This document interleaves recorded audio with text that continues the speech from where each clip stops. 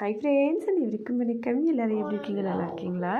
First நல்லா வேக வச்ச பட்டாணியை ஒரு கிண்ணத்தில் எடுத்துகிட்டு அதில் சின்ன சின்னதாக கட் பண்ண தக்காளி, சின்ன சின்னதாக கட் பண்ண வெங்காயம், சாட் மசாலா, சீரக பவுடர், உப்பு சுவைக்கு ஏற்ற மாதிரி சேர்த்துட்டு எலுமிச்சைப்பழ சாறு, நல்லா ஒரு பாதி எலுமிச்சைப்பழ சாறு, அதுக்கப்புறம் ஒரு 2 கொட்டை புளி, ஒரு பச்சை மிளகாய் நசுக்குனது, இது எல்லாத்தையும் சேர்த்து நல்லா மசித்த அந்த சாறு, அதுக்கப்புறம் கொஞ்சம் கொத்தமல்லி இலை, இதை அப்படியே தூவி பரிமாறினோம்னா சூப்பரான மட்டர் சூப் ரெடி ஆகிடுங்க. ஒடிஷாவில் இது ரொம்பவே ஃபேமஸ்.